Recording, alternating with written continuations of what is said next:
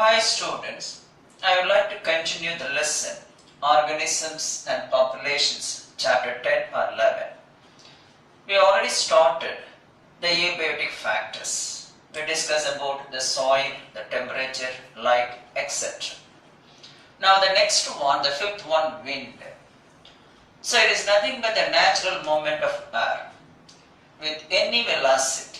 There is no constancy in velocity, there is any velocity but in a particular direction, either in the east or north, south, etc. What are the two main causes of wind? Number one, differential heating between the equator and the poles, that is north or south poles. And the second one, rotation of planet, that is otherwise called Coriolis effect. These are the two main causes for what we have, that is the formation of wind. Now what is the advantage? So normally wind helps in the transport of pollen grains, seeds, etc. Even it also responsible for the flight of birds, and also it's a source of wind energy. These are some of the advantages. Though it is having many advantages, one of the disadvantages, it causes soil erosion. Takes away the soil, the surface soil, thereby causing soil erosion. Now what is anemometer? Now the velocity of wind or the speed of wind is measured by what is called an instrument, anemometer. We have studied what is called anemophily. That is a kind of pollination, what is called the kind of transport, you know that one. A pollination process affected by wind is called anemophily. Like that here, the instrument used to measure the wind velocity or the speed is called anemometer. Now the next one we have to go for humidity. Now the next abiotic factor is humidity. What is humidity? Moisture in the form of invisible vapor, that's a water vapor, invisible vapor of atmosphere is called humidity. Normally humidity is expressed either as absolute humidity or relative or specific humidity. What is absolute humidity?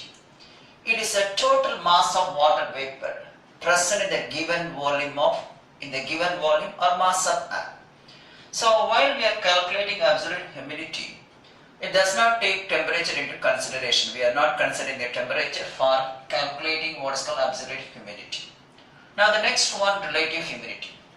It is nothing but the amount of what is called water vapor present in the air and is expressed as the amount of percentage.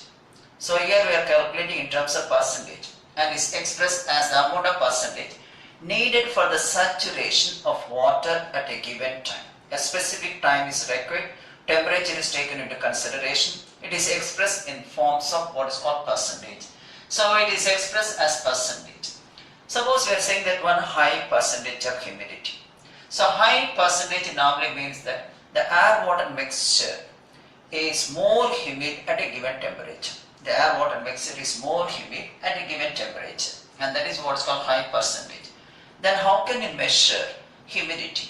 As in the case of, for example, how to measure the velocity or the speed of wind.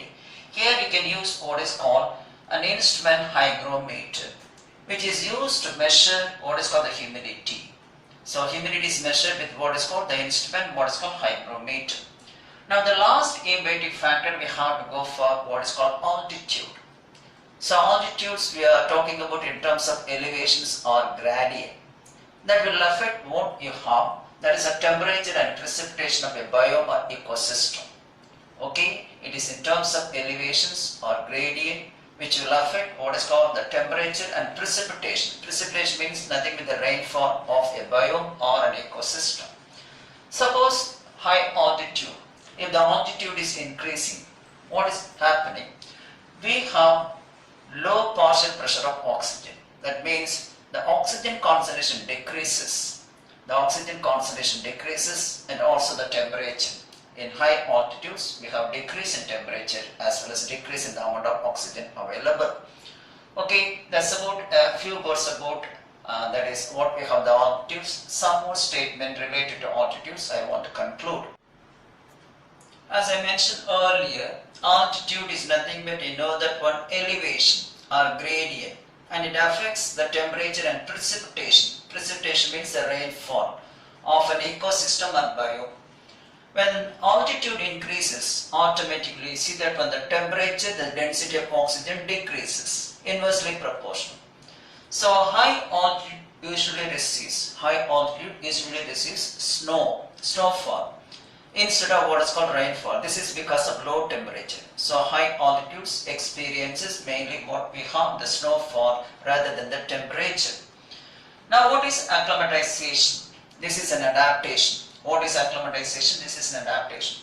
Animals are known to modify their responses to environmental changes within a short span of time. And this is called what is known as acclimatization, adjusting with the changed environment immediately.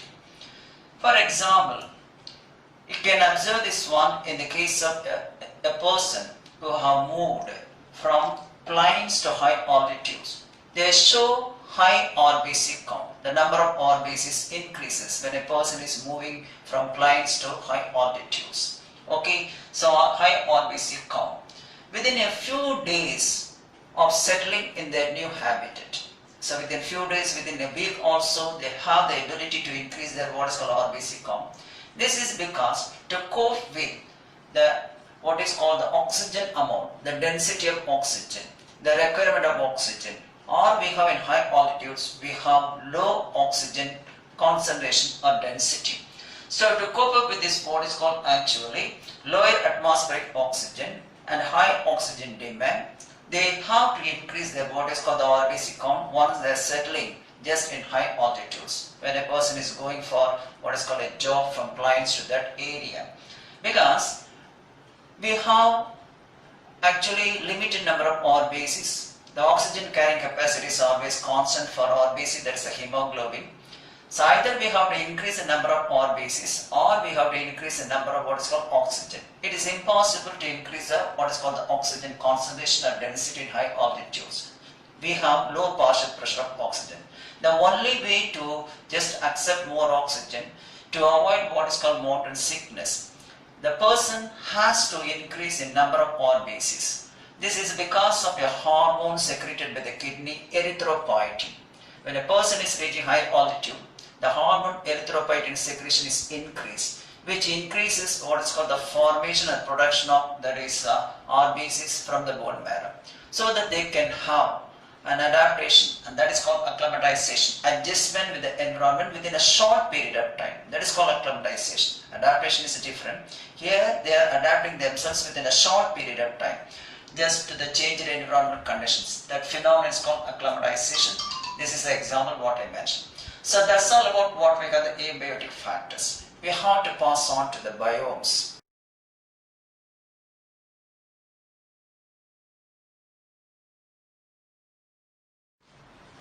Now let us discuss about the concept of biomes and their distribution. What is a biome? So these are large regions of earth that have common or similar vegetation. For example, tundra biome. It is a treeless biome, snow-covered region. Or if we are taking taiga, we have coniferous forest. So they have a common or similar vegetation and just what is called climatic conditions. So a specific climatic conditions, specific vegetation and related animal species, and that is what is called biome. So biomes are large regions of earth that have common or similar vegetation. Only one type of vegetation is more dominant. Though we have other vegetations from one type of vegetation is more dominant. For example, grasslands. We have grasses only. And we have in the case of tundra, that is a tree, what is called the treeless biome. Or taiga, we have coniferous forests. One type of vegetation is more common, and also they have what is called a common climatic conditions. It is also specific to that specific biome. Okay, what is their role? They play a role, what is called a crucial role in sustaining life on earth, maintaining normal life on earth. Now, how can you define? They are defined by their what is called soil. Then we have what is called the climate, flora and fauna. They are defined by their soil, the climate, flora and fauna. Now they have distinct biological communities. These distinct biological communities have been formed actually in response to a shared, that is physico-chemical climate. So specific biological communities are present in that specific biome, and they are developed, they are originated in response to the physico-chemical conditions, the climatic conditions, for example the desert animals. So we have only specific animals, they are adapted to what is called the physico-chemical conditions of the desert. So they are sharing what is called the physico-chemical condition. They can tolerate the physico-chemical conditions. That is a climatic condition. So they are even spread across the continents. So they are seen to even spread across continents. Thus, it is considered that the biome is in terms of what is called larger than a habitat. So if you are comparing habitat and biome is larger because it is normally surpassing the continents, or across the continents they are spreading. So it can be observed that biome is a broader term than what is called habitat. This is because of their actually distribution even across the continents. So any biome can comprise of a variety of habitats. A number of habitats are included under one biome. Then we have a number of factors. These factors are responsible for determining the type of organisms and their adaptations in a biome.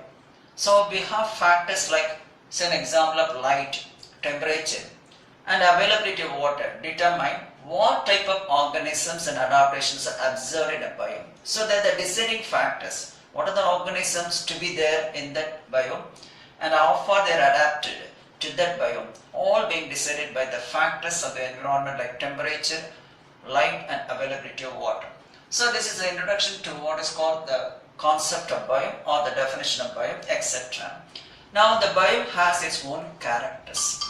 The biome has its own characters. That is what is called number one, location, and what we have geographical region. That is number one. And we have also number two, the climate and the physico-chemical environment. Number three, we have predominant type of plants and animals. Each biome is characterized by a particular group of animals and plants in large numbers. Then we have the boundaries between the biomes are not always specifically as defined specifically. So they are not being defined properly. And that is why we have transient or transition zones are present between some biomes. For example, as in the case of grasslands and forest biome, there is a transient or transition zone. That's why I mentioned about boundaries are not actually well defined. That is what is called just between the biomes. And these are all the four important characters of biomes. I will represent on the board and then we have to go for the types of biomes. Now what are the characters of biomes? Number one, location and geographical region, either latitude or what we have longitude. Number two, they have specific climate and also have physico-chemical environment, definite physico-chemical environment.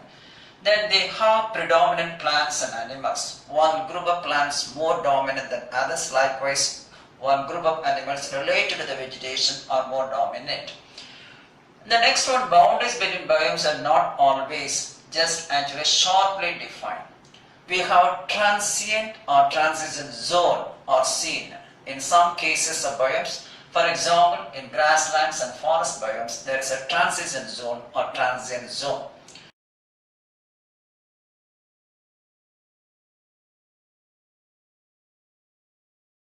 Now what are the types of biomes? One, aquatic biomes and two, terrestrial biomes. The aquatic biomes occupy nearly 71% of the biosphere. Number two, they form home to millions of what is called organisms like fishes. Now, the coastal climates of these areas are influenced or determined by what is called the aquatic bodies. The coastal zone climate is normally decided by the aquatic water bodies. So that's about what we call the aquatic biomes, and we have three different types of aquatic biomes.